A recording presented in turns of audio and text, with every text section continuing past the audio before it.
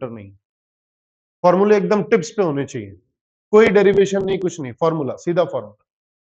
ठीक बात है, बढ़े आगे। ठीक है, अब देखिए, अब क्या है कि हमने जैसे एटॉमिक मॉडल्स देखा, ठीक है, तो अब क्या है कि अब हमें उसकी कुछ ये क्या कहते हैं, और भी नेचर, जैसे क्या है कि जैसे लाइट की ड्युअलिटी है, जैसे लाइट हैज डुअल नेचर, यानी कि वो पार्टिकल और वेव दोनों की तरह बिहेव करता है, ऐसा आइंस्टीन ने बताया।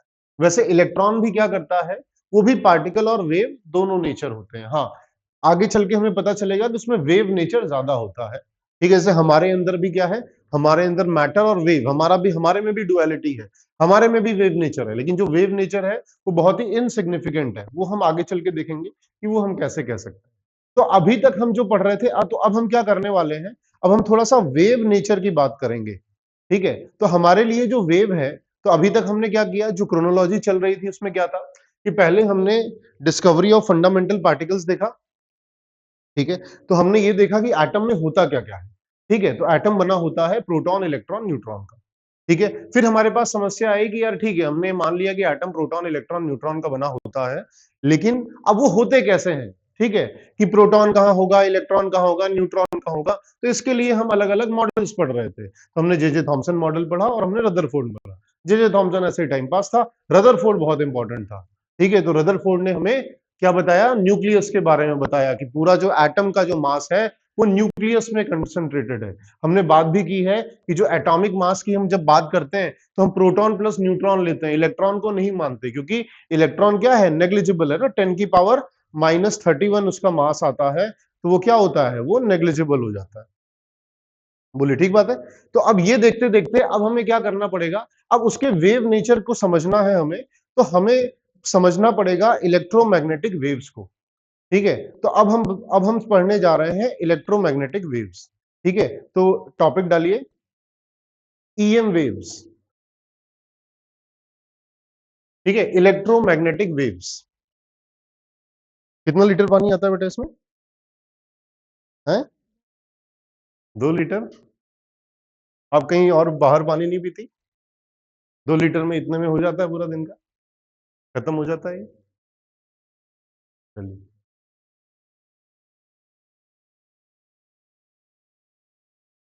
ठीक है, अब देखिए, तो सबसे पहले इलेक्ट्रोमैग्नेटिक वेव्स हैं क्या। ठीक है, तो अब उसकी अगर हम बात करें, तो इलेक्ट्रोमैग्नेटिक वेव्स में क्या होता है, देखिए, अब इसमें जो इलेक्ट्रिक और मैग्नेटिक फील्ड होती है, सबसे पहली खासियत इसकी क्या है कि जो इलेक्ट्रिक और मैग्नेटिक फील्ड है वो क्या है, एक दूसरे के परपेंडिकुलर रहती है। ठीक है, अब देखिए, अच्छा यहां पर देखिए, इन्होंने तीनों एक्सेस बनाई है। ठीक है, जैसे हम जानते हैं हमारे कार्टेशियन प्लेन में 3 एक्सेस हैं, ये एक्स, ये वाई और ये जेड। क्योंकि ये 2D है, बोर्ड है, तो 3D जो जेड एक्सिस है वो कैसा है, मान लेते हैं आप यहां से बोर्ड से बाहर आपकी तरफ निकलती हुई। ठीक है, अच्छा बताइए, इन सबके बीच में एंगल्स क्या है, 90 डिग्री, है ना। एक्स और वाई के बीच में एंगल, वाई और जेड के बीच में एंगल, जेड और एक्स के बीच में एंगल, सारे एंगल क्या है, 90 डिग्री। जब जब भी 90 डिग्री आता है तो उसके लिए टेक्निकल शब्द क्या होता है, परपेंडिकुलर। ठीक है, तो सबसे पहली कैरेक्टरिस्टिक क्या है कि इनका जो ऑसिलेशन होता है वो इस तरह से होता है कि इलेक्ट्रिक फील्ड और मैग्नेटिक फील्ड एक दूसरे के परपेंडिकुलर रहती है। ठीक है, तो इस लाइन को लिख लीजिए कि electric and magnetic field oscillate perpendicular to each other, एक दूसरे से परपेंडिकुलर पर होंगी। अगर एक एक्स पे है तो एक वाई पर होगा, एक वाई पर है तो एक जेड पर होगा, दोनों एक ही एक्सेस पर नहीं हो सकती। ठीक है, तो पहला पॉइंट है।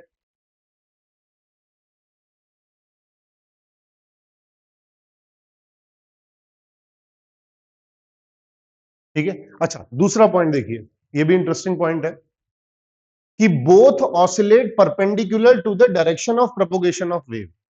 ठीक है, अब यहां देखते हैं एक बार, इधर देखिए, तो जैसे मान लो ये डायरेक्शन ऑफ प्रोपोगेशन आ रहा है। ठीक है, तो इनका जैसे मान लीजिए ये एक्स एक्सिस है। ठीक है, तो एक्स एक्सिस आपका डायरेक्शन ऑफ प्रोपोगेशन है, यानी कि उस दिशा में बढ़ रही है। तो इलेक्ट्रिक और मैग्नेटिक फील्ड जो होगी वो एक्स के परपेंडिकुलर में होगी। ठीक है, तो यानी कि एक्स के परपेंडिकुलर, देखिए वाई में इलेक्ट्रिक फील्ड है और फिर क्या है, जेड में मैग्नेटिक फील्ड। तो ये दोनों एक दूसरे से तो परपेंडिकुलर होते ही हैं, साथ में जो इनका डायरेक्शन होता है, जो डायरेक्शन ऑफ प्रोपोगेशन होता है, उनसे भी परपेंडिकुलर होते हैं। ठीक है, तो ये देखिए, ये डायरेक्शन ऑफ प्रोपोगेशन है, तो direction of propagation was along x axis and electric field is along y axis, magnetic field is along z axis.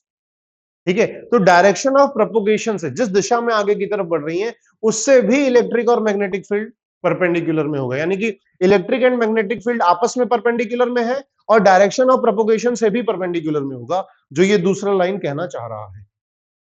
ठीक बात है। अच्छा, तीसरा कि इनको किसी मीडियम की रिक्वायरमेंट नहीं होती, जैसे अब जो सूर्य से हमारे पास जो किरणें आ रही हैं दे ट्रेवल थ्रू वैक्यूम, उनके पास उनको कोई मीडियम की रिक्वायरमेंट नहीं है, तो ये भी इनकी एक कैरेक्टरिस्टिक है। ठीक है, तो ये क्या कर सकते हैं, वैक्यूम में के थ्रू हम ट्रेवल करते हैं। अच्छा, ये किस स्पीड से ट्रेवल करते हैं, ये स्पीड ऑफ लाइट है, कितनी होती है वो, 3 × 10⁸ मीटर पर सेकेंड, ये सारी चीज लिख लीजिए। तो ये क्या है, ये इनकी कैरेक्टरिस्टिक है।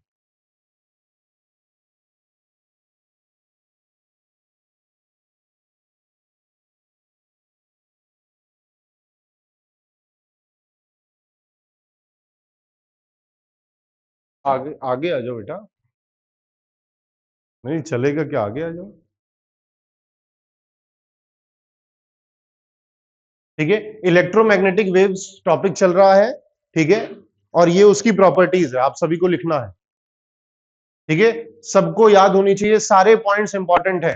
क्वेश्चन आ जाएगा, which of the following is incorrect regarding electromagnetic waves.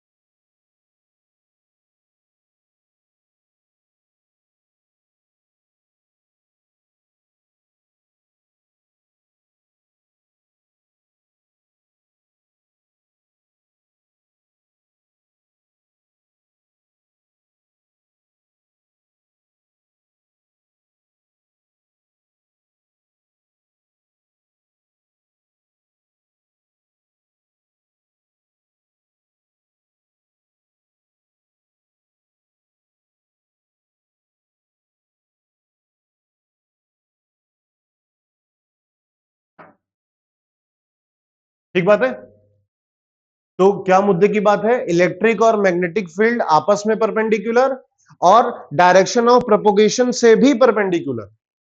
ठीक है, एक्स वाई जेड तीनों एक्सिस आपस में परपेंडिकुलर रहती है। ठीक है, और ये स्पीड ऑफ लाइट से ट्रेवल करती हैं, स्पीड ऑफ लाइट कितनी है, 3 × 10⁸ मीटर पर सेकेंड। ठीक बात है, बढ़े आगे, वही speed of light, constant speed क्या है, 3 × 10⁸ बढ़े। जो जो पॉइंट लिखने वाले होंगे मैं आपको बता दूंगा। अब ये ईएम वेव्स की कैरेक्टरिस्टिक है, आप शायद ये फिजिक्स में भी पढ़ते हैं। ठीक है, अब देखिए यहां पर, अब यहां पर क्या क्या चीज है, तो इसमें ये पहला है वेवलेंथ। अच्छा इधर देखिए, जैसे ये वेव है, ठीक है, तो जो वेव का जो सबसे टॉप मोस्ट पॉइंट होता है उसे बोलते हैं क्रेस्ट। ठीक है, और फिर जो बॉटम मोस्ट पॉइंट होता है उसे बोलते हैं ट्रफ। ठीक है, तो और देखिए, अब यहां पर देखिए, दो कंसेक्यूटिव क्रेस्ट के बीच का जो डिफरेंस है, ठीक है, उसे बोलते हैं वेवलेंथ। ठीक है, अच्छा, दो कंसेक्यूटिव क्रेस्ट बोल सकते हैं या दो कंसेक्यूटिव ट्रफ बोल सकते हैं। दो कंसेक्यूटिव क्रेस्ट या दो कंसेक्यूटिव ट्रफ के बीच के डिस्टेंस को क्या बोलते हैं, वेवलेंथ। अच्छा देखिए, और ये जो हाइट है, हाइट ऑफ द क्रेस्ट और the depth of the trough. ठीक है, क्रेस्ट की हाइट या ट्रफ का डेप्थ, इसे क्या बोलते हैं, एम्पलीट्यूड। ठीक है, तो ये मार्किंग करके एक बार आप ऐसे ही डायग्राम बनाइए।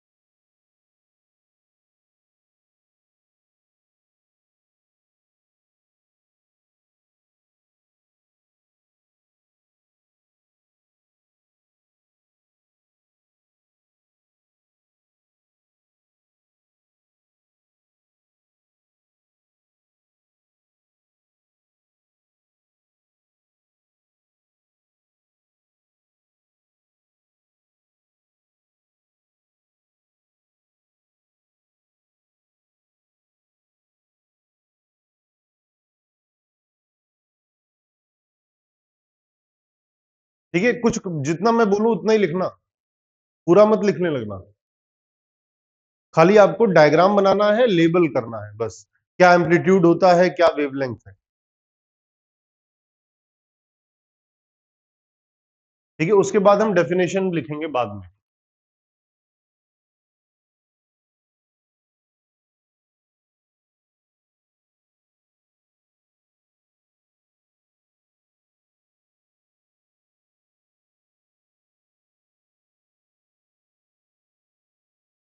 क्या हुआ था, तो बहुत मायूस लग रहे हैं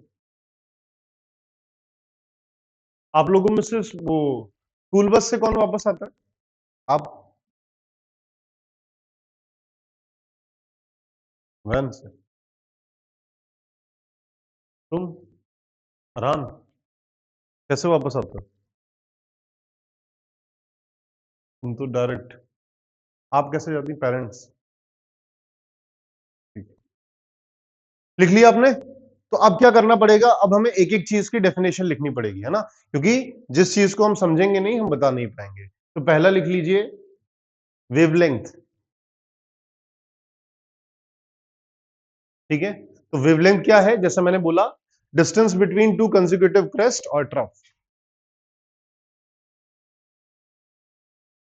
distance between two consecutive crest और ट्रफ। कंसेक्यूटिव मतलब लगातार, किसी भी दो लगातार क्रेस्ट या ट्रफ के बीच की दूरी। ठीक है,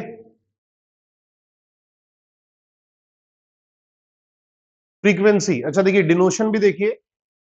अब ये ऐसा है और ये क्या है, इसे क्या कहते हैं, लैम्डा। ठीक है, तो ज्यादा संभाल के इसको बोलना है। अच्छा अब यहां देखिए, फ्रीक्वेंसी क्या है।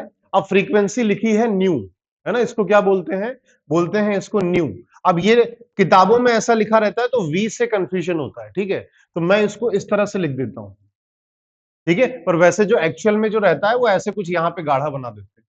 ठीक है, लेकिन आपको कंफ्यूजन ना हो तो अपन क्या करते हैं, अपन उसको इस तरह से लिख देते हैं, आपको जैसे भी लिखना हो लिखना, कुल मिला के समझ में आना चाहिए। बोलते क्या है, न्यू, एन यू। ठीक है, अच्छा फ्रीक्वेंसी का अब देखो मतलब समझना जरूरी है। अब जैसे मान लो, अब इसमें तो लिखा ही हुआ है हालांकि, जैसे किसी भी पॉइंट पर आप देखें, जैसे मान लो मैं इस पॉइंट को ऑब्जर्व कर रहा हूं, तो फ्रीक्वेंसी क्या होगी कि इस दिए गए पॉइंट से एक सेकंड में कितनी वेव पास हो रही है, यानी कि number of waves passing through a given point in 1 second. ठीक है, उसको क्या बोलेंगे, फ्रीक्वेंसी। आप कोई भी पॉइंट चूज कर सकते हो, किसी भी दिए गए पॉइंट से एक सेकंड में कितने वेव पास हो रहे हैं, दैट इज फ्रीक्वेंसी। और इसका जो एसआई यूनिट होता है वो हर्ट्ज होता है।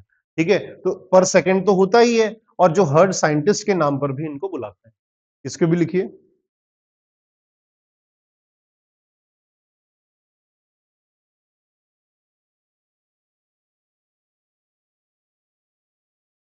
और वहां पर देखिए फ्रीक्वेंसी का एक फॉर्मूला भी लिखा हुआ है, 1/T। ठीक है, तो 1/T क्या है, कुछ नहीं है, टाइम पीरियड का रेसिप्रोकल है, जाहिर सी बात है ना। यूनिट से भी पता चला ना, पर सेकंड, तो 1/टाइम पीरियड। ठीक है, तो फ्रीक्वेंसी का जो फॉर्मूला होता है, it is 1/T, where t is the time period.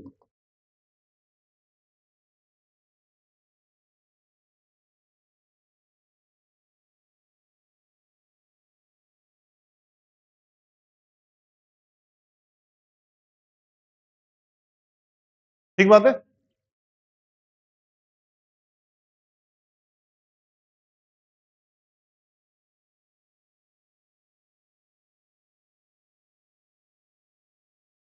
अच्छा अब टाइम पीरियड की क्या डेफिनेशन है, क्या बोल रहा हूं, टाइम पीरियड की क्या डेफिनेशन होनी चाहिए। टाइम पीरियड एक वेव के रेफरेंस में बात हो रही है ना, तो यानी कि टाइम पीरियड क्या होगा, किसी भी एक गिवन पॉइंट से एक वेव को पास होने में जितना समय लग रहा है, that is it's time period. यानी कि एट अ गिवन पॉइंट, कोई भी पॉइंट देखो, मैं इस पॉइंट पे देख रहा हूं, इस पॉइंट से पूरी एक वेव पास होने में कितना समय लग रहा है, that is it's time period, लिख लीजिए। ठीक है, तो इसमें क्या लिख सकते हैं, इसमें लिख सकते हैं, हालांकि टाइम टेकन लिख लीजिए, time taken, time taken by the wave to pass through a given point, time taken by the wave to pass through a given point और कंप्लीट वन ऑसिलेशन, है ना, एक ऑसिलेशन हुआ तो यानी कि वही हुआ कि एक ऑसिलेशन में कितना समय, और टू कंप्लीट वन ऑसिलेशन, ठीक है। तो टाइम पीरियड का ऐसा यूनिट तो टाइम का आपको पता है, सेकंड में डिनोट होता है, ठीक है। अब देखिए, अब दूसरा, अब एम्पलीट्यूड भी देख लीजिए। अच्छा, एम्पलीट्यूड की बात हो गई है, the height of the crest और the depth of the trough, लिख लीजिए एम्पलीट्यूड। ये सारी डेफिनेशन आनी चाहिए, क्योंकि डेफिनेशन नहीं आएगी तो आप फील नहीं कर पाएंगे क्या हो रहा है। The height of the crest और the depth of the trough,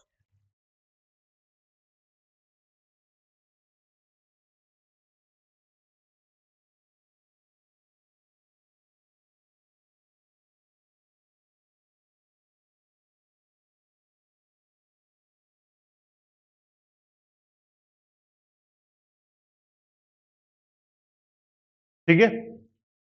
अच्छा, अब देखिए इसमें एक वेव नंबर है, ठीक है। अब इन्होंने इसको ऐसे किया है, पर ये ऐसे नहीं होता, ये होता है nu bar,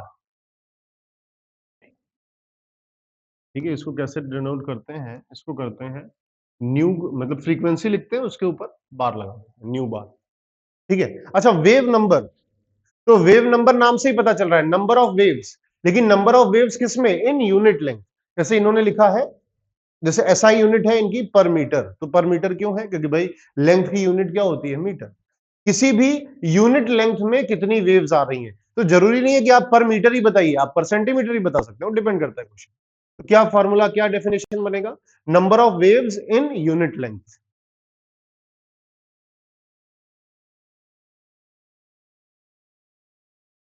number of waves in unit length, ठीक है। अब वो यूनिट लेंथ कुछ भी हो सकता है, 1 मीटर भी हो सकता है, 1 सेंटीमीटर भी हो सकता है, डिपेंड करेगा। एसआई यूनिट की बात करेंगे तो पर मीटर हो,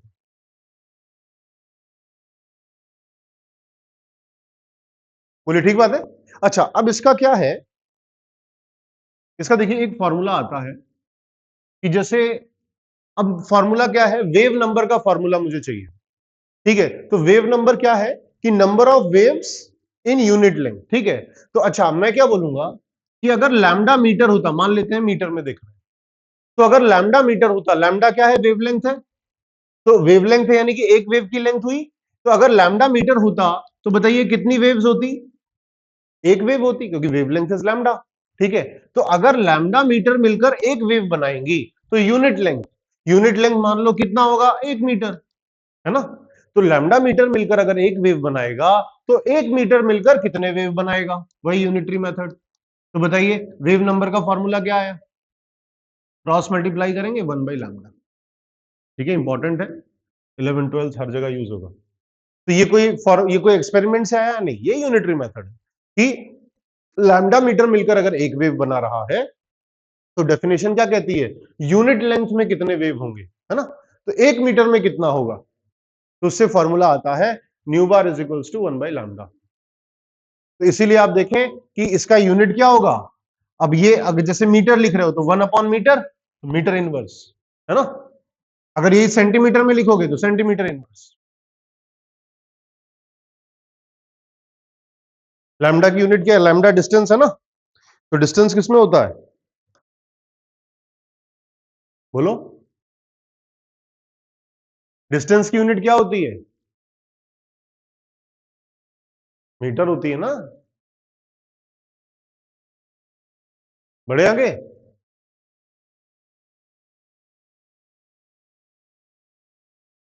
अच्छा अब देखिए, अब यहां पर अगर हम देखें, सारी चीजें हमने देख ली है, अब यहां देखिए, अब हम एक लोअर क्लासेस से एक जनरल फॉर्मूला पढ़ते हैं, speed is distance upon time, पढ़ते हैं ये, ठीक है। अच्छा, अभी हम क्या बात कर रहे हैं, जाहिर सी बात है, अभी हम बात कर रहे हैं इलेक्ट्रोमैग्नेटिक रेडिएशंस की।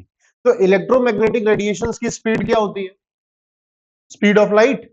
स्पीड ऑफ लाइट को हम किससे डिनोट करते हैं, स्मॉल सी से, ठीक है। अच्छा, डिस्टेंस, डिस्टेंस हम जैसे वेव की करस्पॉन्डिंग बात कर रहे हैं तो वेवलेंथ है ना, वो डिस्टेंस हुआ। अच्छा, अब 1 अपॉन टाइम पीरियड, क्या 1 अपॉन टाइम पीरियड को क्या मैं फ्रीक्वेंसी बोलता हूं? तो 1 अपॉन टाइम पीरियड को मैंने क्या लिख लिया? फ्रीक्वेंसी लिख लिया। यहां पर भी एक आपका इंपॉर्टेंट फॉर्मूला बन गया, nu is equals to c by lambda. ठीक है, लिख लीजिए। कैसे हमने किया? Speed, basic formula, speed is distance upon time. ठीक है, यहां पर न्यू क्या है? फ्रीक्वेंसी, ये स्पीड ऑफ लाइट।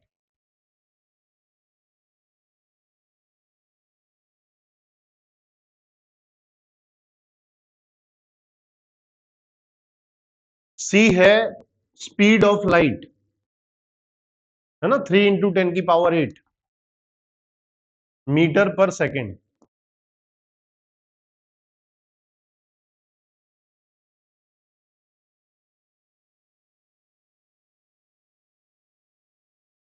बाकी new is frequency, lambda is wavelength.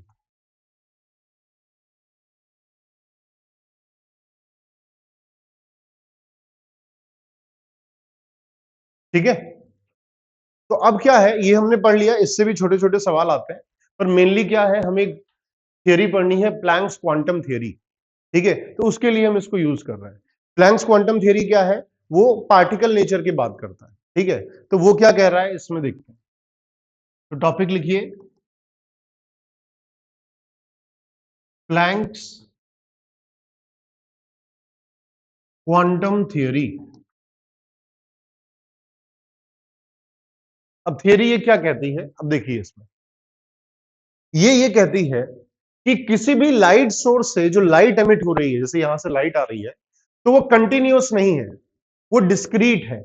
Discrete है मतलब, जैसे कंटिन्यूअस का क्या मतलब, जैसे हम टैप होता है ना, नल, जैसे नल खोलते हैं, तो नल खोलते हैं तो उसमें पानी गिरता है, तो वो कैसा है? लगातार गिर रहा है, ब्रेक नहीं हो रहा। ठीक है, बारिश हो रही है, बारिश में जो बूंदे गिर रही हैं, टप टप टप टप टप, एक करके एक कर रहा है, वो क्या है? वो डिस्क्रीट है, एक एक करके बूंदे बारिश की गिर रही हैं। नल जब खोल दिया तो नल पे लगातार एक धार से मेरे हाथ पर पानी बहेगा या गिरेगा। ठीक है, उसी तर्ज पर जो लाइट से जो ये आ रही है, हमारे पास रोशनी आ रही है किसी भी लाइट सोर्स से, वो कंटिन्यूअस नहीं है कि नल की तरह रोशनी नहीं आ रही है एक ही धार से, वो रुक रुक कर आ रही है, छोटे छोटे पैकेट्स में आ रही है। ठीक है, कि पहले एक पैकेट एनर्जी का आएगा, फिर दूसरे पैकेट, फिर तीसरा पैकेट। ठीक है, वो ये बात करते हैं।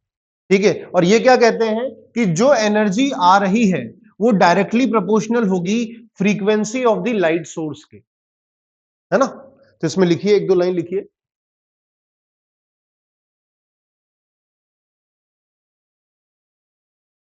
As per this theory, as per this theory,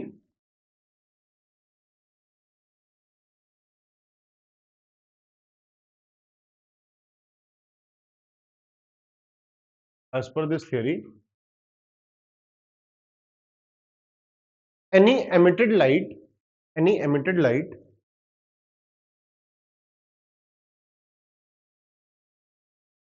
from any given source, from any given source is discrete in nature.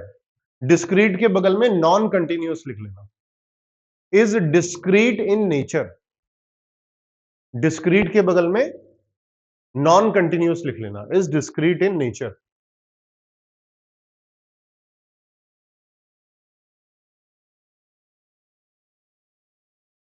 ठीक बात है, नॉन कंटिन्यूअस। तो यानी कि एनर्जी जो है वो छोटे छोटे पैकेट्स के फॉर्म में आ रही, पहले एक पैकेट आया, दूसरा, तीसरा पैकेट, इस तरह से। नेक्स्ट लाइन लिखिए, एनर्जी इज कमिंग या energy is radiating in the form of small packets. Energy is radiated in the form of small packets called as quantum.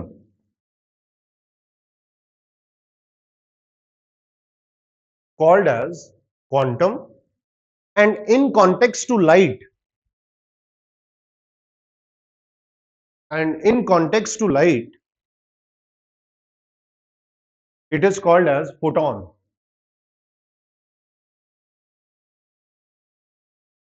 In context to light, है ना, light के context में इसका technical नाम क्या है, photon, कि मतलब एक फोटोन आया, दूसरा फोटोन आया, तीसरा फोटोन। ठीक बात है, क्वांटम जनरल नेम है, और लाइट के कॉन्टेक्स्ट में हम क्या बोलते हैं, इसे फोटोन बोलते हैं।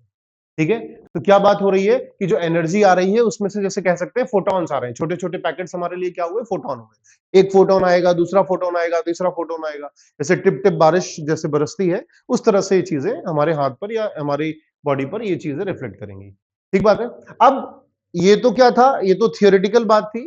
प्रैक्टिकल क्या देखा उन्होंने, कि जो एनर्जी एमिट हो रही है किसी भी बॉडी सोर्स से, वो डायरेक्टली प्रोपोर्शनल है उसके उस सोर्स की फ्रीक्वेंसी से। जहां से ये लाइट आ रही है, उस एनर्जी उस पर किस पे डिपेंड करेगी, उसकी फ्रीक्वेंसी पर। अगर फ्रीक्वेंसी ज्यादा तो एनर्जी ज्यादा, फ्रीक्वेंसी कम तो एनर्जी कम। लिखिए, क्या लिखेंगे, कि energy emitted from any light source is directly proportional to is directly proportional to is directly proportional to frequency of that source is directly proportional to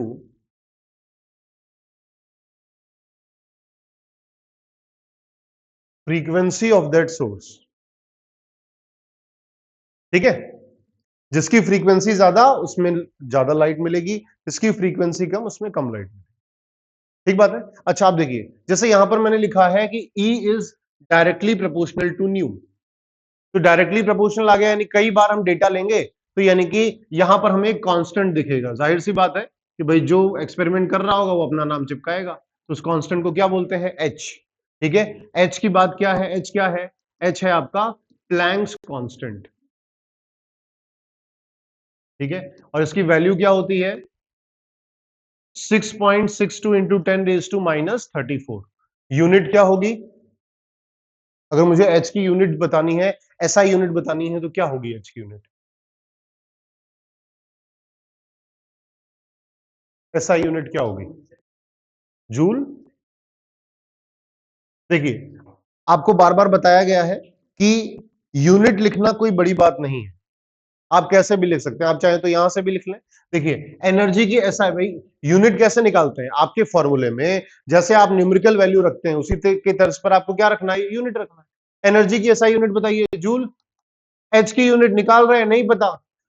frequency की unit क्या है, पर सेकेंड, तो पर सेकेंड है यानी अपॉन सेकेंड हुआ ना, तो अपॉन सेकेंड इधर जाएगा तो एच की यूनिट क्या हुई, जूल सेकेंड। ठीक है, तो इसकी यूनिट के साथ आपको याद रखना है जूल सेकेंड, पर रटना नहीं है, बहुत आसान है, तो पता चल जाएगा।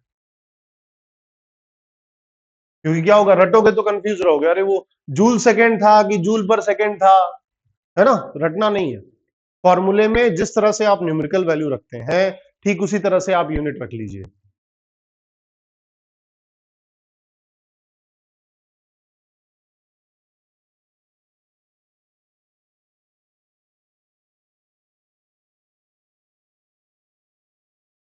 एक और लिखना, एक और ये लिख लेना, एनर्जी कन्वर्जन से काम आएंगे। 1 जूल इज 10⁻⁷ अर्ग, ना, सीजीएस यूनिट होती है। ठीक है, 1 कैलोरी इज लगभग 4.2 जूल्स, है ना। ये आपको फिजिक्स में भी काम आएगा, केमिस्ट्री, ये चैप्टर वैसे डबल धमाका टाइप ही है, डबल बोनांजा। ये फिजिक्स में भी एज इट इज आता है, पर फिजिक्स में ये 12th में, जब 12th के खत्म होते तब आता है, मॉडर्न फिजिक्स के टैगलाइन में। ठीक है, वहां पर टीचर बोलेगा कि देखो आपने तो ये सब पढ़ा ही होगा, आप लोग मना करोगे कि नहीं ये सब तो कुछ पढ़ाया नहीं था। बोलिए, ठीक बात है।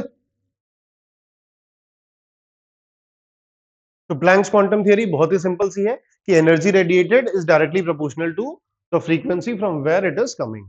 ठीक है, एनर्जी जो आ रही है किसी भी लाइट सोर्स से, एक एक छोटे छोटे पैकेट्स के फॉर्म में आ रही है, लगातार नहीं है। ठीक बात है। अच्छा, अब यहां पर एक और चीज देखिए, बढ़े आगे। अब यहां पर एक और चीज देखिए, कि ये जो हमने लिखा E is equals to h nu आया, अभी थोड़ी देर पहले हमने न्यू को C बाई लैम्डा लिखा था। ठीक है, तो ये इसको मैं और क्या लिख सकता हूं, E is equals to h c by lambda. अब यहां पर जो E है, यहां ध्यान रखना, यहां पर जो ई है तो ये क्या है, ये है एनर्जी ऑफ सिंगल फोटोन। ठीक है, एक फोटोन की एनर्जी है। अब आप सोचिए कि फोटोन जरूरी नहीं है एक ही होंगे। अब क्या होगा कि दिक्कत कहां आती है कि बच्चा ही रटा रहता है। ठीक है, जो भी पढ़ता है उसको रटा रहता है कि E is equals to h nu is equals to h c by lambda. लेकिन ये आपको ध्यान रखना है कि ये सिंगल फोटोन की एनर्जी है, और ऐसा बिल्कुल भी जरूरी नहीं है कि आपके पास सिर्फ एक ही फोटोन हो। फोटोन कैन बी एनी, भाई एन नंबर होते हैं ना, बहुत सारे। भाई जब लाइट सोर्स आ रही है लगातार आ रहे हैं तो बहुत सारे हो सकते हैं। ठीक है, तो प्रिफर्ड फॉर्मूला क्या होता है, प्रिफर्ड फॉर्मूला ये होता है NHC बाय लैम्डा या NH न्यू। अगर आपको रटना है तो n वाला फॉर्मूला रटिए, where n is the number of photons. क्यों? क्योंकि जब कुछ किसी के क्या होगा कि कभी आपको नंबर ऑफ फोटॉन्स कंसीडर करना होगा, लेकिन आपने फॉर्मूला ही रटा हुआ है is equals to h c by lambda. ठीक है, तो आप n की वैल्यू को पुट ही नहीं करेंगे, आप उसको कंसीडर ही नहीं करेंगे। तो हमेशा ये फॉर्मूला रटेंगे E is equals to NHC by lambda. तो कभी भी हमारे पास से सिली मिस्टेक के चांसेस बहुत कम से कम हो जाएंगे। और जहां बिल्कुल भी नहीं समझ में आ रहा कि नहीं कुछ हो ही नहीं रहा तो n की वैल्यू 1 है। ठीक है, लेकिन काफी जो अच्छे क्वेश्चंस होंगे वहां पर n की वैल्यू आपसे पुट कराई जाएगी।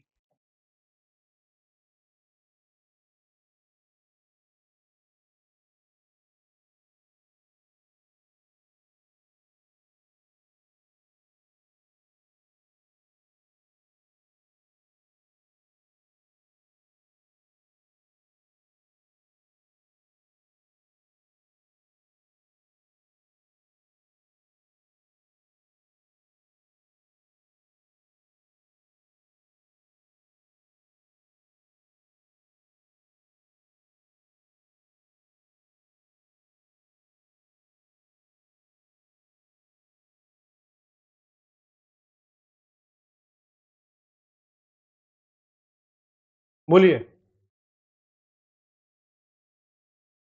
ठीक बात है, बढ़े आगे। क्या समझा अपन ने कि फॉर्मूला हमेशा NHC बाय लैम्डा वाला यूज करोगे।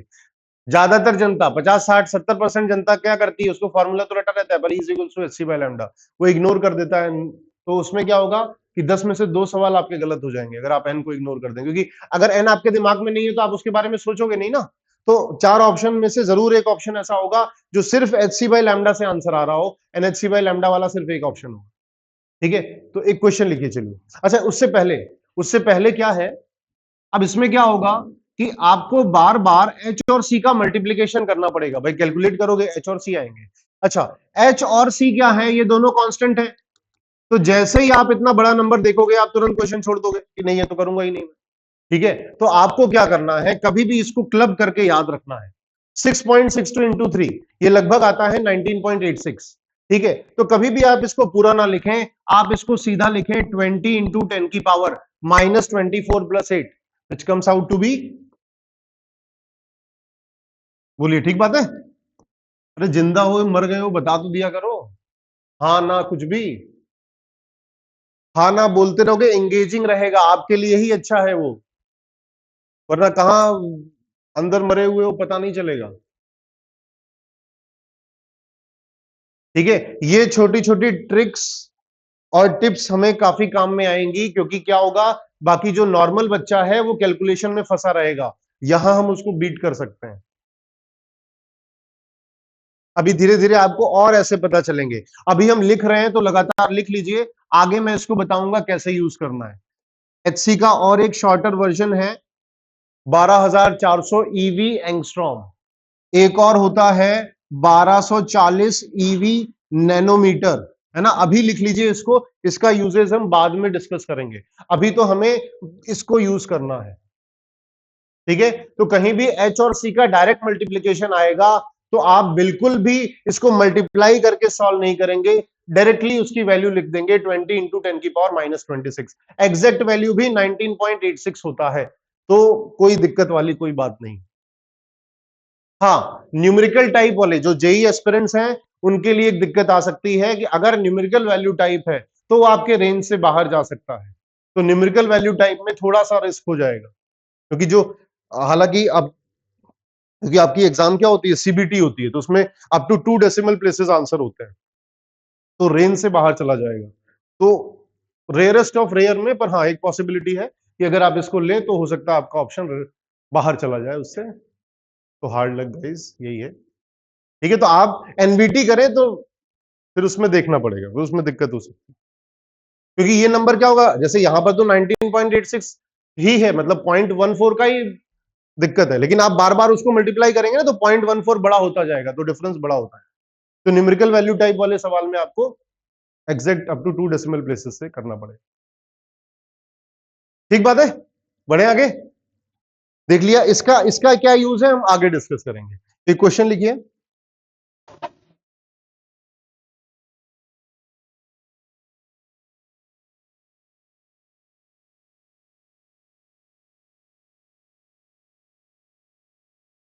दोनों बॉटल तुम्हारी है? अरे, अलग कर लिया कि हमें इनमें मत इंक्लूड करो, हम अलग हैं। हाँ, एक क्वेश्चन लिखिए। क्या हो गया भैया, ये भी बुरा मान गया क्या? अच्छा, इधर से बंद हुई है। अरे भाई, ये तो बदतमीजी हो गई। लिखिए, क्वेश्चन लिखिए।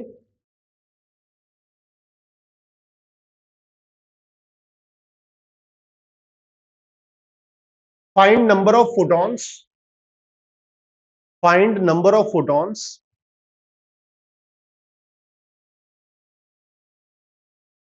emitted from an energy source, emitted from an energy source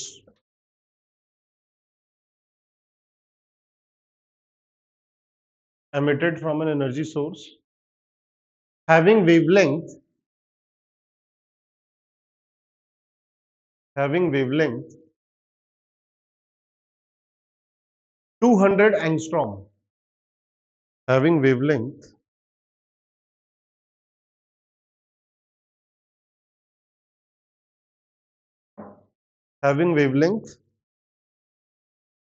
200 angstrom। और तो क्या चाहिए? हाँ, इससे एनर्जी चाहिए होगा ना। Having total energy 1 joule, having total energy 1 joule, having total energy 1 joule. ठीक है, कैलकुलेशन भी आसान है।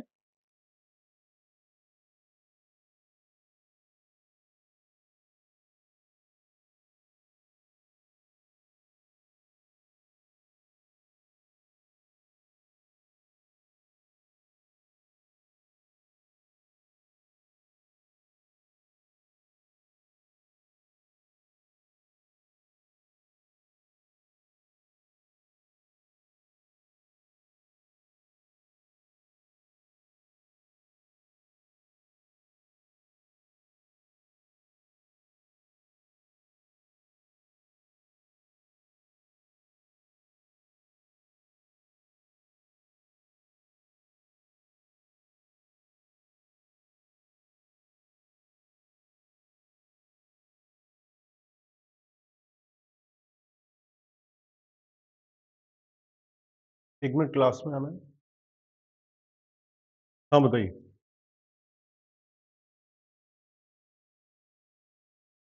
10 इंटू, तो दोनों क्लब कर लो ना यार, इतना क्या आलस कर रहे हो? 10 raised to 27 है ना, क्लब कर लो। 10 10 है तो उनको तो यार, ये कुर्सी इधर आ जाएगी, जगह है इसमें। हाँ, तो इसको भी निपटा दो। ठीक बात है, बताइए।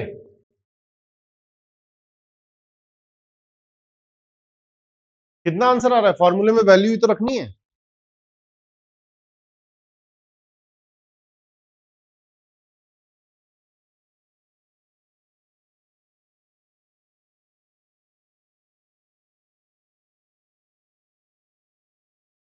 देखो, चीजें आपको ही करनी पड़ेंगी, है ना। भगवान रथ लेके नहीं आएंगे कि आओ बेटा बैठो चलते हैं। उठा फंस गई है, चलो बाद में करो। ठीक है, तो कोई आपको, आप ये सोचो कि नहीं भगवान रथ लेकर आएंगे तभी मैं जाऊंगा, ठीक है, तो तब नहीं हो पाएगा।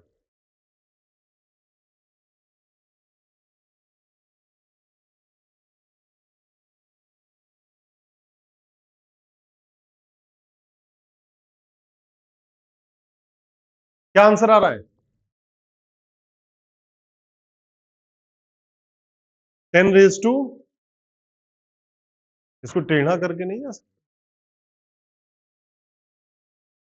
गई कैसे थी अंदर ये? देखना देखना,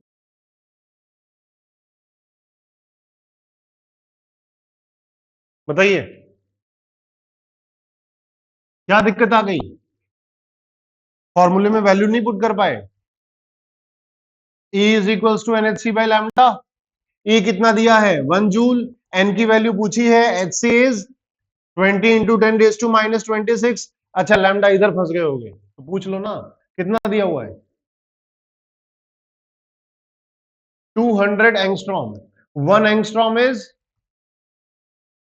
पूछ लेना था ना, 10⁻⁻10 मीटर।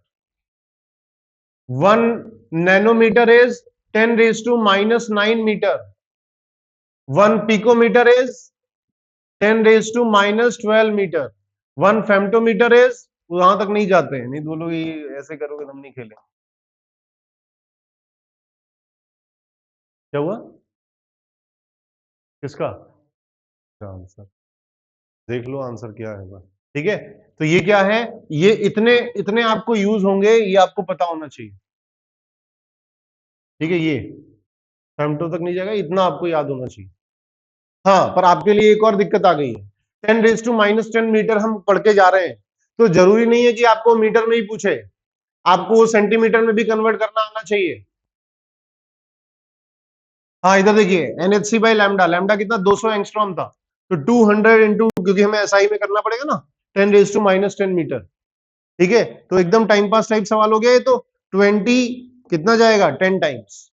ठीक है, सारे को उधर भेज दे, तो देखिए 10 इंटू 10⁻⁻10 था, तो 10⁻⁻9 हो गया यहां पर। ठीक है, ऊपर वाला -26 था, नीचे आएगा तो +26। ठीक है, तो सब इधर भेज दें, तो n is equals to 10⁻⁻9 plus 26।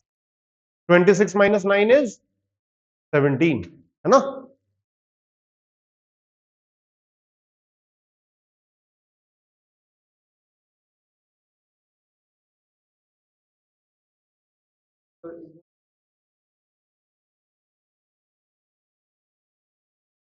कर सकते हैं, इधर देखिए, तो आंसर क्या आया 10⁻17, है ना, इतने फोटॉन्स आएंगे। ये देखो, ये वाला जो लिखा था ना, ये एचसी का कह रहे हो?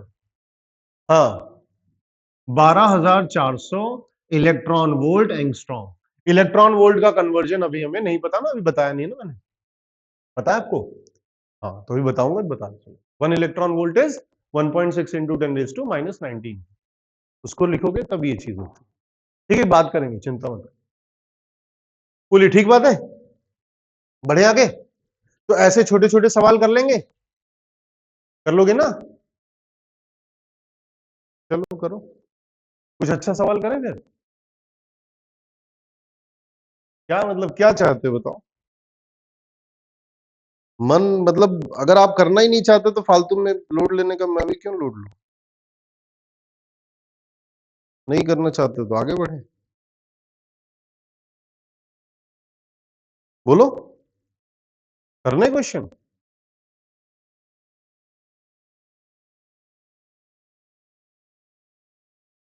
तो क्या करोगे फिर बताओ, सवाल नहीं करोगे तो खाली थियरी पढ़ के आगे बढ़ जाओ, सवाल कैसे होंगे? आपके एनसीईआरटी में ही अच्छे क्वेश्चन हैं, कि मतलब अगर हम जेई नीट ना भी करें तो एनसीईआरटी में ही दिक्कत हो जाएगी, अगर आपने अंदाजा आपको मोल से लग गया होगा। ठीक है, मोल के सवाल एनसीईआरटी के आपको आसान लग रहे होंगे, ऐसा मैं मानता हूं, क्योंकि हमने चीजें यहां पर करी हैं। अगर मैं एनसीईआरटी लेवल ही पढ़ाता तो आपको वो एनसीईआरटी वाले ही अनसॉल्व करते करते आपकी बैंड बज जाती। ठीक है, तो इसमें आपको एनसीईआरटी में ही चीजें मिल जाएंगी। तो अगर आप ये सोचो कि नहीं हमें तो जेई नीट से मतलब भी नहीं है, तो भी आपको ये करना पड़ेगा। समझ में आ रहा है ना? ये आपको स्कूल लेवल पर एनसीईआरटी में ही सारी चीजें दी गई। लिखिए, एनसीईआरटी का ही सवाल है, लिखिए। अब देखो, अब फॉर्मूले में वैल्यू पुट करना तो मैं मान लेता हूं कि वो आप कर लोगे। ठीक है, तो अभी जैसे हमने सवाल किए हैं वो फॉर्मूले में डायरेक्ट वैल्यू पुट कराए। अब थोड़ा सा उसको और कर सकते हैं, है ना? अब देखिए, क्वेश्चन लिखिए। अ बल्ब इज रेटेड 100 वॉट, ठीक है, विच इज ओनली 50% एफिशिएंट। ठीक है, find the number of photons emitted by the bulb in 1 second if it emits a wavelength of 100 angstrom।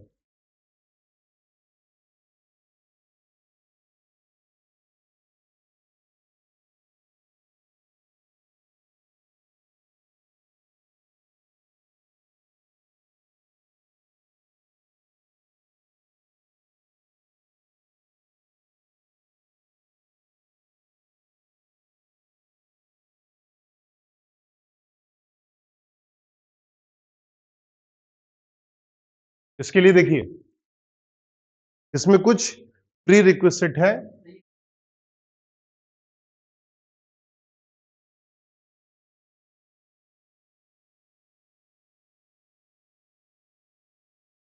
तो देखिए, इसीलिए मैं आ गया कि आपको जो पढ़ाया जाए वो तो आप नहीं कर पाओगे, तो ये तो बताया नहीं है, पहले की नॉलेज चाहिए। पावर का फॉर्मूला क्या होता है? एनर्जी पर यूनिट टाइम, है ना, एनर्जी अपॉन टाइम। ठीक है, तो वॉट क्या है? पावर का एसआई यूनिट है। ठीक है, तो 1 वॉट का मतलब क्या है? 1 जूल पर सेकेंड। ठीक है, नहीं, वॉट क्या होता है? Joule per second. Power is energy upon time, energy का SI unit is joule, time का एसआई यूनिट इज सेकेंड। तो 100 वॉट का मतलब क्या है? जैसे बल्ब लेते हो ना, कभी आपने बल्ब खरीदा हो तो उसकी 2 वॉट, 10 वॉट, 20 वॉट ऐसी रेटिंग होती है। तो 20 वॉट का मतलब क्या है? कि 20 जूल पर सेकेंड, वो जो बल्ब है 1 सेकेंड में 20 जूल की ऊर्जा देगा, एनर्जी देगा। ठीक है, तो 100 वॉट का मतलब है कि वो जो बल्ब है वो 100 जूल की एनर्जी दे रहा है 1 सेकेंड में। तो देखिए, इसमें अच्छा क्वेश्चन यही होता है कि भाई आपने जैसे पहला क्वेश्चन किया, पहले क्वेश्चन में डायरेक्टली बोल दिया कि देखो वेवलेंथ ये है, नंबर ऑफ फोटॉन्स निकालने हैं, एनर्जी ये रही, तो डायरेक्टली क्वेश्चन था। अच्छे क्वेश्चन क्या करते हैं? आपको डेटा इनडायरेक्टली देंगे, तो इसमें एनर्जी इनडायरेक्टली देगी। ठीक है, तो 1 सेकेंड में 100 जूल की एनर्जी दे रहा है ये बल्ब, लेकिन वो 100 की 100 जूल हमारे काम की नहीं आ रही है। हमारे काम कितनी आ रही है? सिर्फ 50%। यानी कि that bulb is only 50% efficient. तो 100 जूल का 50% ही हमारे काम में आ रहा है, वो जो रेडिएशन हो रहे हैं। ठीक है, तो आपको अब यहां से नंबर ऑफ फोटॉन्स निकालने हैं 1 सेकेंड। ठीक है, जितनी जानकारी आपको चाहिए थी उससे ज्यादा मैंने आपको बता दी। अब आप सॉल्व।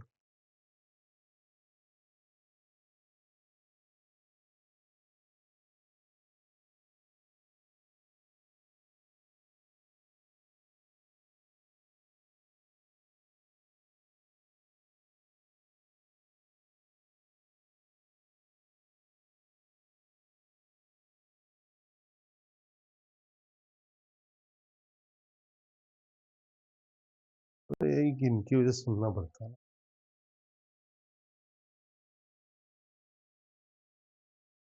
क्या बात हुई थी?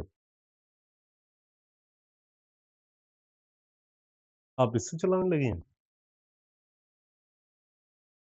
अच्छा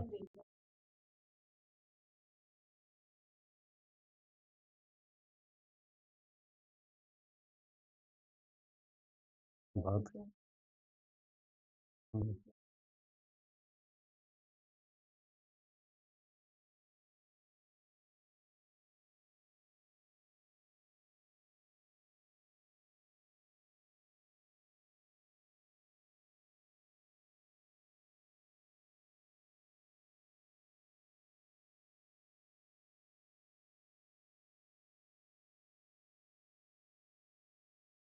फ्रैक्शन जीरो।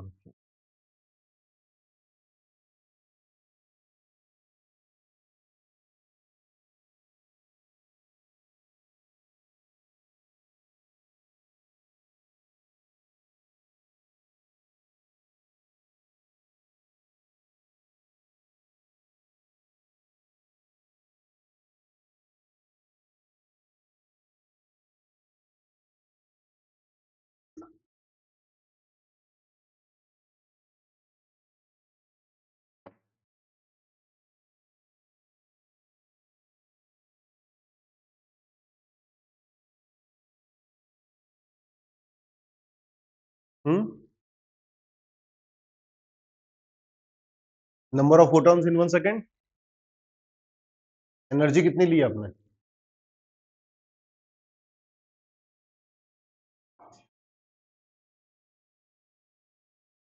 आनी है उसमें।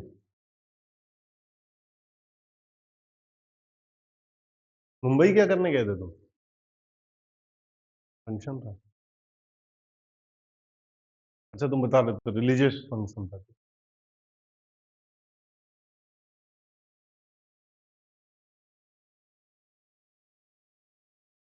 श्रेया सॉल्व कर रही है आप इसे? कर लिया आपने?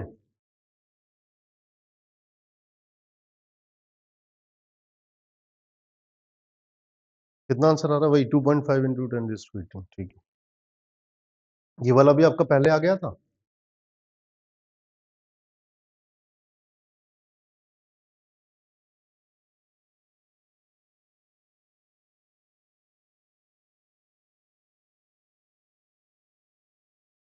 आ गया आंसर।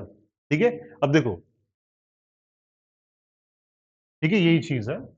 अब इसमें क्या बोल रहा है कि E is equals to NHC by lambda, है ना? तो इसमें तो n तो अपने आप आ जाएगा क्योंकि नंबर ऑफ फोटॉन्स ही पूछ रहा है। तो हमने क्या देखा, हमने फिर से देखिए कि जो बल्ब था वो 100 वाट का था, तो ठीक है, मुझे चाहिए एनर्जी। इस टॉपिक का अच्छा क्वेश्चन यही होगा, एनर्जी आपको कहीं और से निकलवा कर यहां पुट करवाएगा, बस, और कोई इसमें ज्यादा स्कोप नहीं है। जितने भी पॉसिबल प्रोफाइल है मैं आपको नोट्स में करवा दूंगा, ठीक है, आपको वही उतने आ जाएंगे। तो कोई किसी भी किताब आप उठा लीजिए, कुछ भी कर लीजिए, आप सारे क्वेश्चंस कर पाएंगे। ठीक है, अब इसमें 100 जूल की एनर्जी है, 100 जूल पर सेकेंड, लेकिन साथ ही साथ ये भी डिस्क्लेमर दिया है कि दिस इज ओनली 50% एफिशिएंट। ठीक है, तो 50% है, तो यानी कि इसका सिर्फ 50% हमें मिलेगा। ठीक है, डेटा भी वैसा है, पता ही चल रहा है, आधा मिलेगा, है ना? अच्छा, नंबर ऑफ फोटॉन्स हमें फाइंड करना है, इसको मैं डायरेक्टली लिख लेता हूं, 20 इंटू 10⁻²6। ठीक है, डिवाइडेड बाय लैम्डा। लैम्डा कितना दिया था? 100 इंटू 10⁻⁻10। अब सॉल्व कर लो, बहुत आसान, कर लोगे ना? तो यहां से कितना आ रहा है? यहां से आ रहा है आपका 50। ठीक है, अब इसको थोड़ा सा सिंप्लीफाई करें तो देखिए 10⁻⁻8 हो रहा है, ये दोनों मिलाकर क्या होगा? 10⁻⁻8। ठीक है, ऊपर कितना है? 10⁻26, नीचे आएगा तो +26।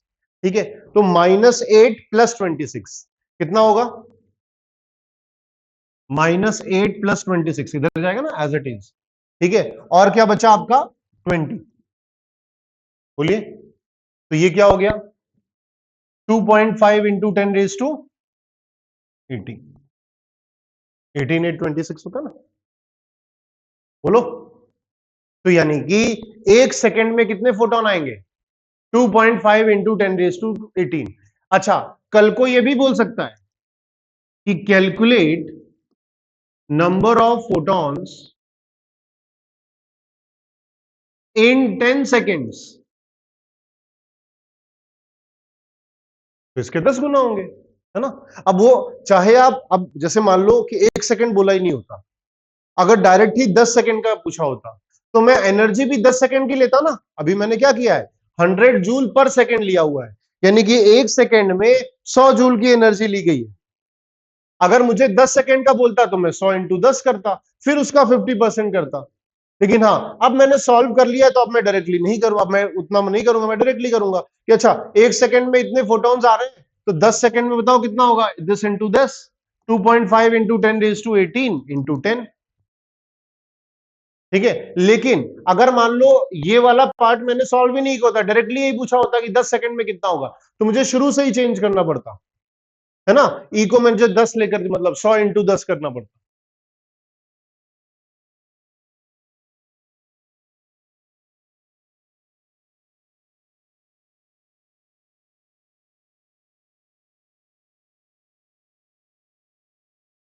बोलो ठीक बात है,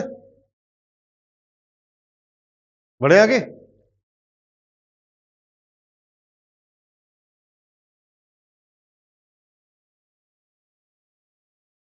कर लेंगे क्वेश्चंस।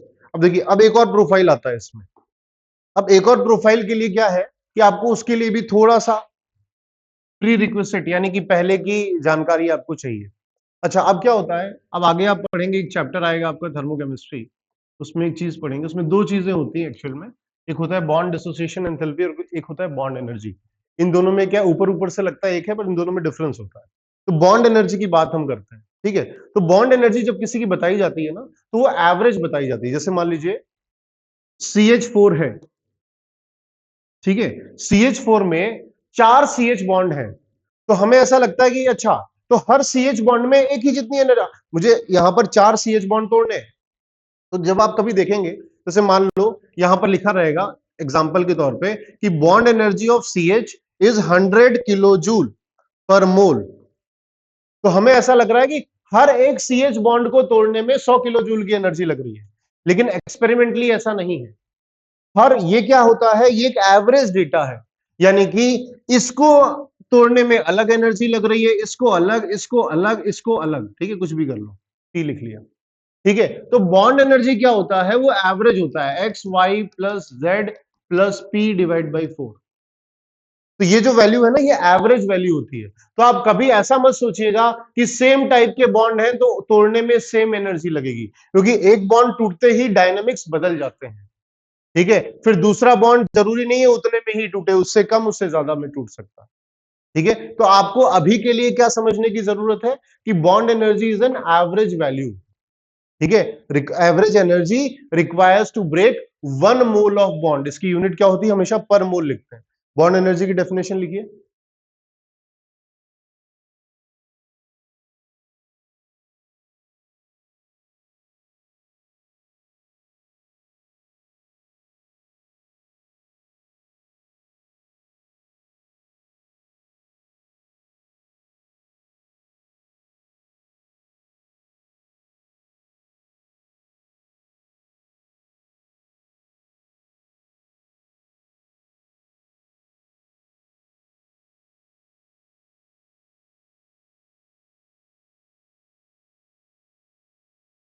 बोलिए, क्या बोलोगे, क्या बोलना था। अच्छा, मैं लिखा रहा था, अच्छा। हाँ, लिखाओ लिखो, लिखो। It is the average energy, it is the average energy required to break 1 mole of bonds. It is the average energy required to break 1 mole of bonds. ठीक है, एक मोल बॉन्ड को तोड़ने के लिए जितनी एवरेज एनर्जी चाहिए, this is the average value, not the exact. ठीक बात है, एग्जैक्ट होता है बॉन्ड एसोसिएशन एंथैल्पी, उसको हम थर्मोडायनेमिक्स और थर्मोकेमिस्ट्री में देखेंगे।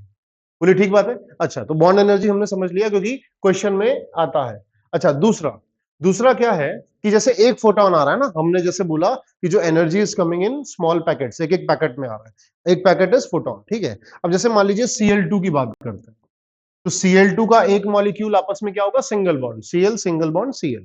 अब यहां पर मुझे इसको तोड़ना है, जाहिर सी बात है, तोड़ना है तो हमें एनर्जी देनी पड़ेगी। आगे जब आप बॉन्डिंग पढ़ेंगे तो एक जनरल कॉन्सेप्ट निकल कर आएगा कि breaking of bond requires energy and formation of bond releases energy. जब भी बॉन्ड बनता है तो एनर्जी रिलीज होती है, क्योंकि energy is inversely proportional to stability.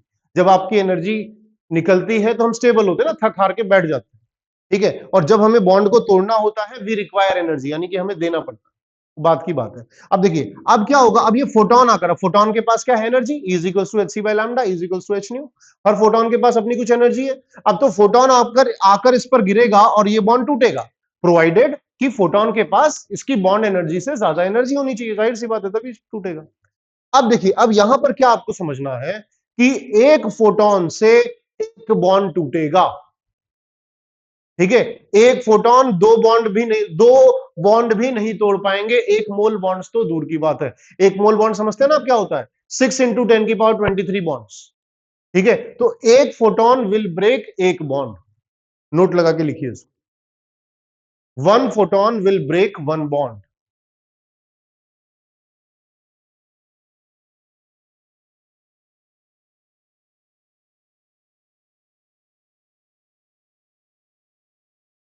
One photon will break 1 bond, ठीक बात है।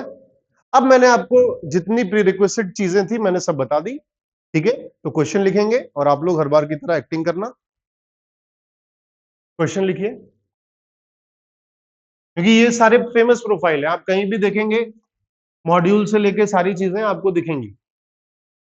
लिखिए इसमें, bond energy of Cl2 is 200 kilo joule per mole, है ना, सेम रैंडम डेटा ले रहे हैं, एग्जैक्ट नहीं।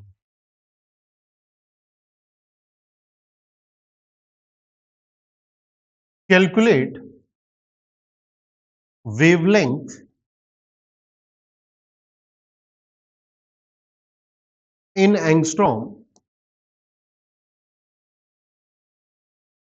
Required to break 1 molecule of Cl2।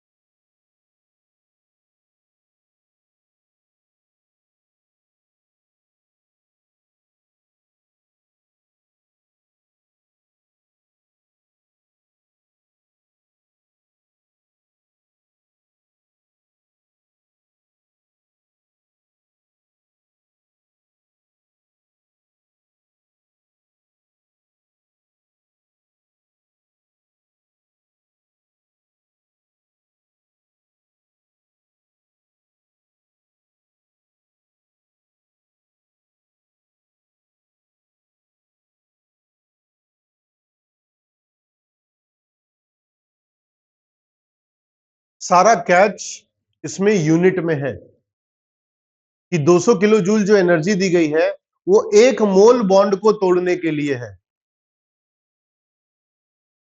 बाकी क्वेश्चन तो सिंपल है ही।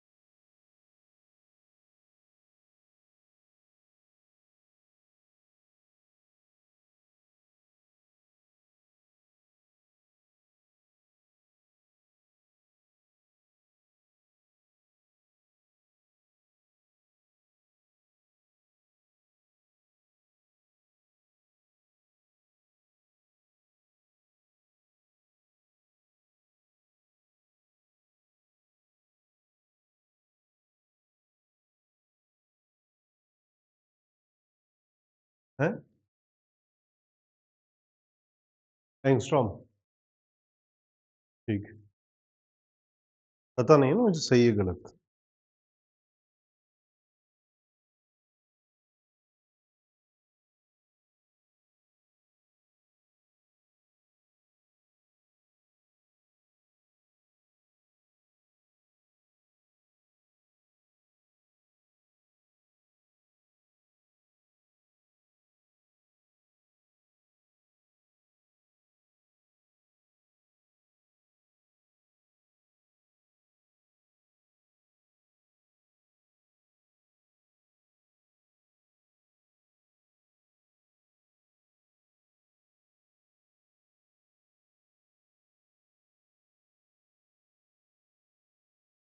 बाकी लोग भी बताइए।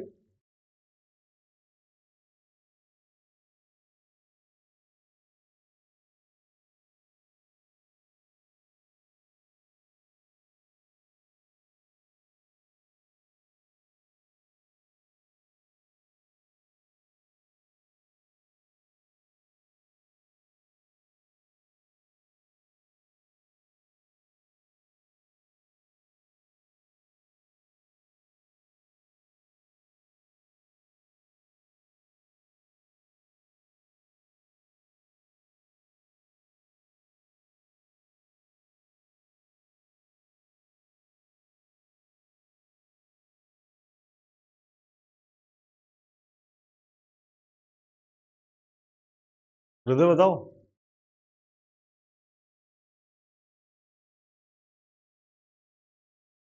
रुद्र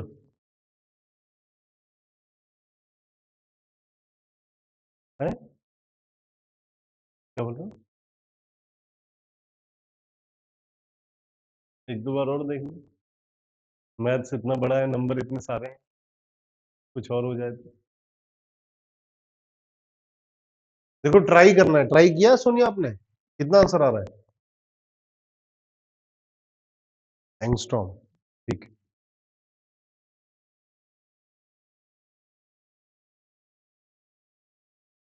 तो इतने खुश क्यों हो तुम?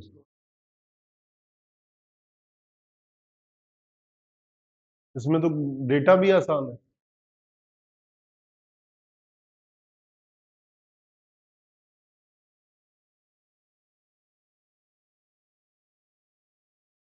इधर देखिए।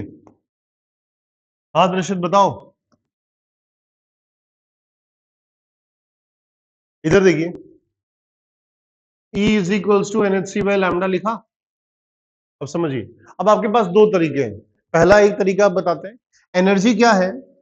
200 किलो जूल। देखिए कभी भी रिस्क मत लीजिए, किलो को हमेशा कन्वर्ट कर दीजिए। तो किलो इज 10⁻³ जूल, है ना? पर ये क्या है? पर मोल भी है। ठीक है। एक मोल यानी कि एक मोल मॉलिक्यूल को तोड़ने में इतनी एनर्जी लगेगी। अच्छा अभी अभी मैंने आपको बताया कि अगर ये आपने ई लिखा है तो बताइए एन की वैल्यू क्या लिखें?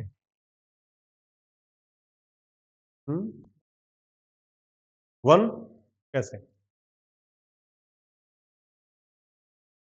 हम्म हम्म पर एनर्जी एक फोटोन की लिखे हो? देखो उसमें दो तरीके हैं। या तो आप ऐसा ऐसे सोचो कि अच्छा एक मोल यानी कि 6 × 10⁻23 मॉलिक्यूल्स, भूल तो नहीं गए हो ना अभी कि एक मोल में इतना होता है। तो यानी कि इतने मॉलिक्यूल्स को तोड़ने के लिए 200 किलो जूल की एनर्जी चाहिए। तो मुझसे एक मॉलिक्यूल का पूछा गया है, तो एक मॉलिक्यूल को तोड़ने के लिए कितनी एनर्जी चाहिए होगी? ठीक बात है। तो कितनी एनर्जी चाहिए होगी बताइए, क्रॉस मल्टीप्लाई करते हैं। 200 डिवाइड बाई Na। तो या तो यही Na चिपका लो, बस चीजें दोनों एक ही हैं, इंटरप्रिटेशन वाली बात है। अब जैसे ही मैंने यहां लिखा, मैं क्या लिख रहा हूं? मैं एक मॉलिक्यूल की बॉन्ड एनर्जी लिख रहा हूं। अब मैं n की वैल्यू 1 ले सकता हूं। बोलो। अब क्यों n की वैल्यू 1 ले सकता हूं? क्योंकि मैंने जो एनर्जी यूज की है वो एक मॉलिक्यूल को तोड़ने के लिए की है। फिर आपका एज इट इज ये मैंने 1 ले लिया। ठीक है। Hc पूछा क्या है? वेवलेंथ, तो 20 इंटू 10⁻⁻26 यहां से लैम्डा। अच्छा, ये एक इंटरप्रिटेशन है। दूसरी इंटरप्रिटेशन, दोनों में चीजें एक ही है। दूसरी इंटरप्रिटेशन ये है कि अच्छा, मैंने 200 किलो जूल की एनर्जी ली, क्योंकि 200 किलो जूल में एक मोल बॉन्ड टूटेंगे, तो एक, अगर एक बॉन्ड तोड़ना था तो एक फोटोन चाहिए था, एक मोल बॉन्ड तोड़ूंगा तो कितना फोटोन चाहिए होगा? एक मोल में एक, अगर एक बॉन्ड तोड़ने में एक फोटोन चाहिए, तो 6 × 10⁻23 बॉन्ड तोड़ने में कितने फोटोन चाहिए होगा? उतने ही, 6 × 10⁻23। तो यहां पर नंबर ऑफ फोटॉन्स की जगह मुझे क्या लिखना पड़ेगा? 6 × 10⁻23।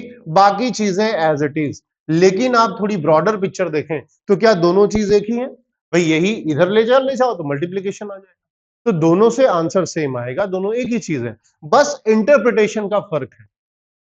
ठीक है, तो अब आपको जैसा इंटरप्रिटेशन आप सबको समझ में आए, आप उसको यूज कर लीजिए। कुल मिला के बात यह है।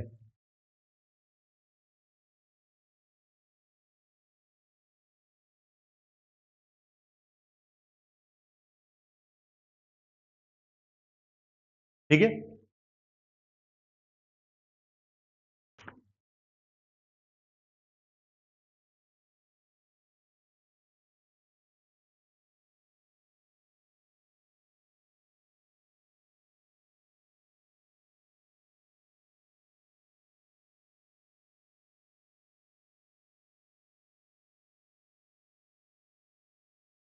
बोलिए, कर लेंगे?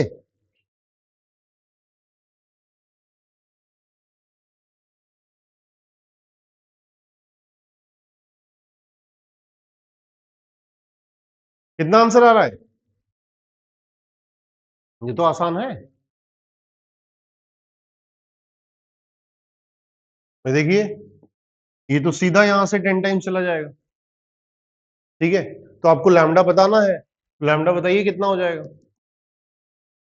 ये 6 × 10⁻23 इधर, इंटू 10⁻⁻26 था, तो चलो ये -26 था, तो इधर -26 कर दिया। ठीक है, फिर और क्या बचा? ये 3 था, 3 पहले नीचे आएगा, फिर ऊपर भेजेंगे, -3। ठीक है, और क्या बचा? ये 10 बच रहा है, तो ये 10 भी आएगा, यानी कि -1 और कर लो। और बताओ और क्या बच रहा है? तो 6 × 10⁻23, और ये माइनस कितने हो रहे हैं? -30, -7 आ रहा है। और कुछ बचा है? चेक कर लेना। और अभी हमारा फाइनल आंसर एंगस्ट्रॉम में नहीं है।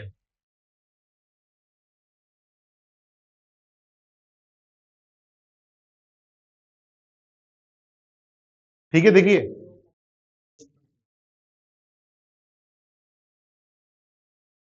क्या है? हाँ, ये मीटर में आया। अभी हमें हमें एंगस्ट्रॉम में पूछा हुआ है, हमारा फाइनल आंसर नहीं है। बाकी कर लोगे? इधर देखिए, लैम्डा ये आया 6 × 10⁻⁻7 मीटर। अब देखिए, अब मुझे क्या करना है? मुझे पता है कि 1 एंगस्ट्रॉम इज 10⁻⁻10 मीटर होता है, तो -7 की जगह मुझे 10 चाहिए। तो मुझे पता है 1000 का डिफरेंस है, तो जितने का डिफरेंस होता है मैं उतने से मल्टीप्लाई और डिवाइड करता हूं। ठीक है, अब जो मल्टीप्लाई, अच्छा ये देखिए, 10⁻⁻7 डिवाइड बाई 100 कितना बनेगा? 10⁻⁻10। तो ये, और यहां से तो ये क्या हो जाएगा? 6000 इंटू 10⁻⁻10 मीटर। अब आप क्या लिख सकते हैं इसको? 6000 एंगस्ट्रॉम।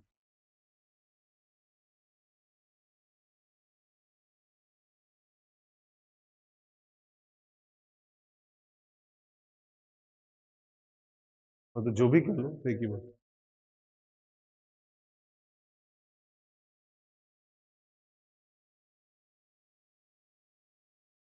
आगे आगे बैठा करो, डाउनलोडिंग स्पीड कम है तुम्हारी। इधर देखो, ये कहां तक समझ में आया था? खाली एंगस्ट्रॉम में कन्वर्जन। लैम्डा ये आ रहा है 6 × 10⁻⁻7 मीटर। यहां तक से थे आप साथ? बताइए। अच्छा, अब क्या करें?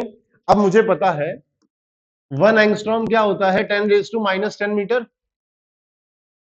बोलो, ठीक बात है। यानी कि अगर -7 की जगह -10 होता तो मेरा आंसर 6 एंगस्ट्रॉम होता।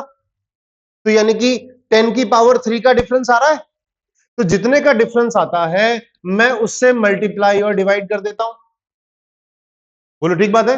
अच्छा, इन दोनों को कलेक्टिवली 10⁻⁻7 इसको ऊपर बुलाऊंगा तो -7 -3 -10, और ये इंटू इसमें जाएगा तो यानी कि ये क्या हो गया 6000, और into 10⁻⁻10 metre. 10⁻⁻10 metre can be written as angstrom. तो 6000 एंगस्ट्रॉम। बोलो, सीधा 11th में पढ़ना शुरू किया क्या तुमने?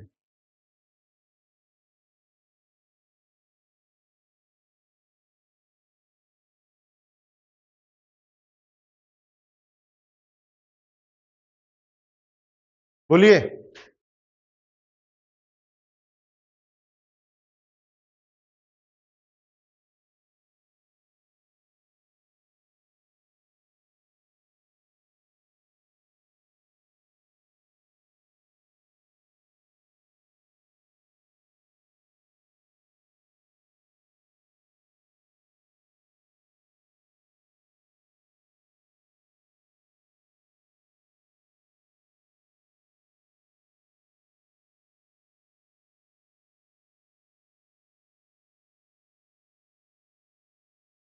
जिंदा हो सभी लोग?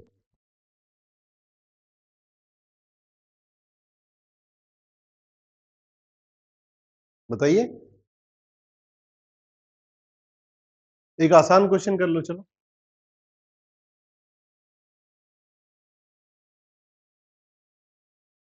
देखिए, मेरे लिए बहुत आसान है, मैं टॉपिक पढ़ाता जाऊंगा, खत्म होता जाएगा, लेकिन उससे कोई मतलब नहीं निकलेगा। The frequency of wave of light, लिखिए। The frequency of wave of light is 12 into 10⁻14 per second. Board पे लिखा हुआ है। The frequency of wave of light is 12 into 10⁻14 per second. The wave number associated with this light. आपको answer देना है centimetre में। अब डायरेक्ट है तो कुछ तो थोड़ा तो कैच होगा ही ना, मतलब थोड़ा तो। आंसर आपका ऑप्शन जो है वो सेंटीमीटर में। Calculate wave number in centimetre inverse.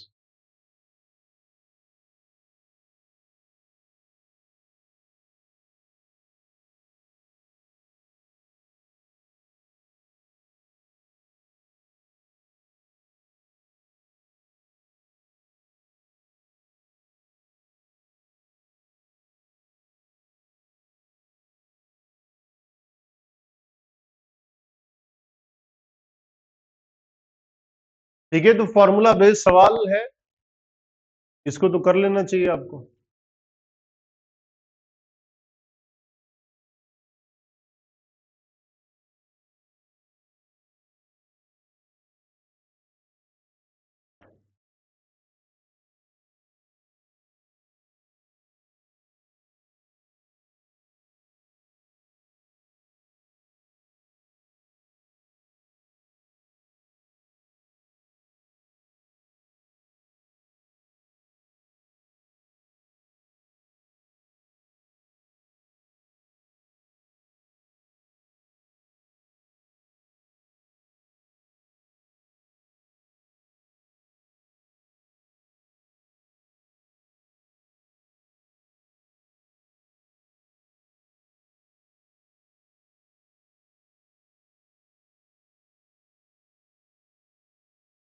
बोलो, क्या कहना चाहते हैं?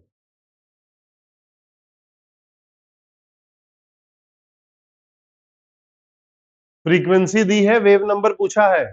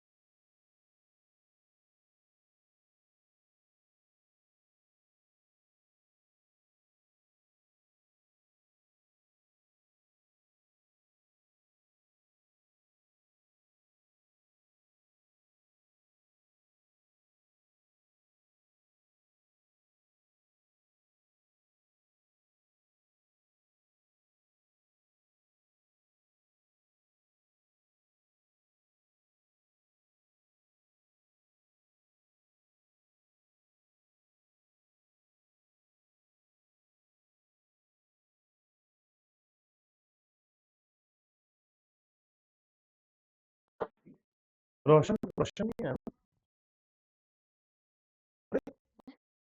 सही में कल फादर का फोन आया था तो मुझे लगा पता था। करने के लिए तो नहीं बोला, ऐसा तो नहीं है। अरे ये क्या चला दिया, गलत बात।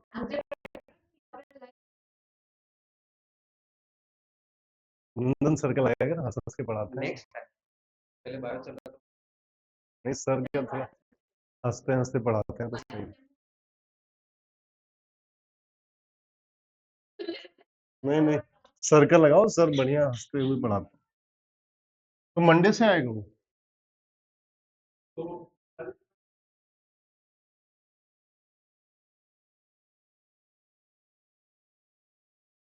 अच्छा तो सुजल सर मना कर देंगे, बोलेंगे मैं नहीं आऊँ।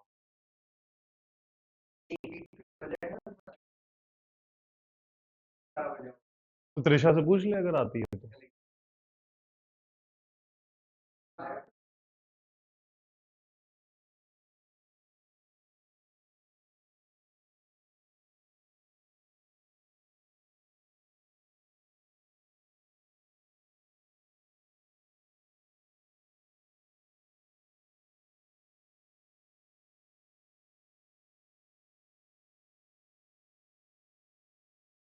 शुरू नहीं किया आपने?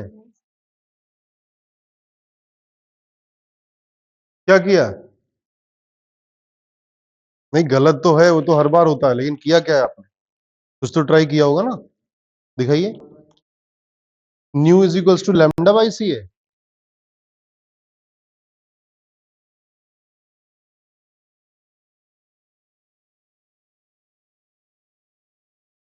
पीछे से क्या देख रहे हो? मतलब एक्टिंग करनी भी नहीं आती, ओवर एक्टिंग करते हो सबके। मेथड एक्टिंग करनी चाहिए ना। इधर देखो, देखो सीधा सा गणित है ना। पहले यूनिट चलो छोड़ दो, नॉर्मल तो पहले निकालें, सेंटीमीटर की तो बात छोड़ देते हैं। क्या देखो, गिवन क्या है, क्या गिवन है? देखिए इन्वॉल्वमेंट नहीं करेंगे तो आपका ही नुकसान है। ऐसा ऐसा करेंगे, मैं एक टॉपिक पढ़ाऊंगा, एक क्वेश्चन कराऊंगा, ठीक है, चैप्टर भी जल्दी खुश हो जाएगा, आप भी खुश, सब बढ़िया। गिवन क्या दिया हुआ है? फ्रीक्वेंसी दी हुई है, कितनी दी गई है? ये रही 12 इंटू 10⁻14। पूछा क्या है? Wave number. वेव नंबर क्या होता है? 1/λ। ठीक है, यानी कि ये पूछा हुआ है। तो फ्रीक्वेंसी और लैम्डा, इनके बीच में क्या कोई रिलेशन मुझे पता है? मना नहीं करना है ना, पता है आपको? नहीं हमें नहीं पता। तो सी बाई लैम्डा है। अच्छा, सी बाई लैम्डा को मैं ऐसे लिख दूं क्योंकि उन्होंने वेव नंबर पूछा हुआ है, तो 1/λ ही तो इनडायरेक्टली पूछा हुआ है। तो यानी कि nu is equals to c nu bar, यही पूछा हुआ है। ठीक है, अच्छा, फ्रीक्वेंसी की value 12 into 10⁻14 divided by c 3 into 10⁸ ठीक है, ये कितना होगा? 3 4 जा 4 इंटू 10⁻14 -8 6 यूनिट मीटर इनवर्स। अगर आपको यूनिट नहीं पता चल रहा है तो इधर देखिए, फ्रीक्वेंसी की यूनिट क्या होती है? पर सेकेंड। स्पीड की यूनिट क्या होती है? मीटर पर सेकेंड। ठीक है, तो यहां से क्या हो गया? सेकेंड सेकेंड कैंसिल आउट हो गया, ठीक है, और बचा क्या? मीटर, तो मीटर इनवर्स आया। ठीक है, पर ये आंसर क्या हमें मीटर में चाहिए क्या? नहीं, मीटर इनवर्स है, यानी कि अपॉन में मीटर है। ठीक है, nu bar is equals to 4 into 10⁻6 upon metre होता है ना, पर मीटर का मतलब। तो अब इसे सेंटीमीटर में कन्वर्ट करना है, तो जहां है वहां कन्वर्ट करेंगे। तो देखिए 4 into 10⁻6, 1 metre is how many centimetre? 100। तो 100 सेंटीमीटर नीचे लिखूंगा मैं क्योंकि पर मीटर था। ठीक है, तो इज इक्वल्स टू क्या होगा बताओ? 4 इंटू 10⁻6 - 2, ऊपर आएगा तो माइनस होगा, सेंटीमीटर इनवर्स।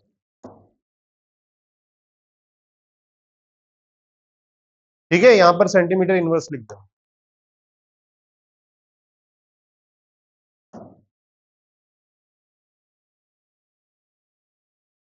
ठीक है, सेंटीमीटर इनवर्स।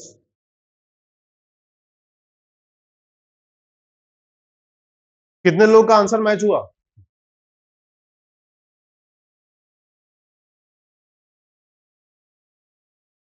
हैं?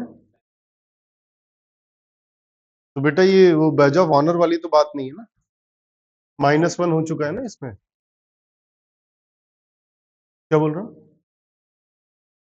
जाओ।